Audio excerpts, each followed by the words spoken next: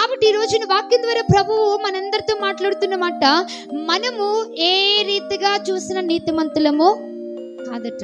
నేను నీతిమంతురాలని, నేను నీతిమంతుడిని అనుకోవడానికి లేదు. అయితే ఎప్పుడు మనం నీతిమంతులుగా తయారు చేయబడ్డాము అని అంటే, క్రీస్తునందు విశ్వాసం ఉంచి ఆయన రక్తంలో కడుగబడిన తర్వాత ఆ పిమ్మట మనం ఏం చేయబడ్డామో తెలుసా? దేవుని యొక్క నీతిలోనికి మనం వచ్చేసాం. దేవునికి స్తోత్రం కలుగును గాక. హల్లెలూయా.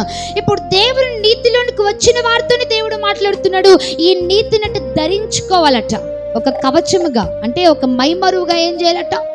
ధరించుకోవాలి. ఈ నీతిని ఒక మైమరువుగా ధరించుకున్నప్పుడే వాక్యలేఖనాలు అంటున్నాయి కదా, సాతానుడు వేసే చిక్కుల నుండి, సాతానుడు ప్రేరేపించు పాపపు ఇచ్చల నుండి నువ్వు తొలగిపోవాలనంటే ఖచ్చితంగా నీ గుండెకు అనగా నీ హృదయానికి ఏం కావాలి అని అంటే నీతి అనే మైమరువు కావాలి. దేవుని నీతిని మైమరువుగా మనం ధరించుకోవాలట. దేవునికి స్తోత్రం కలుగును గాక.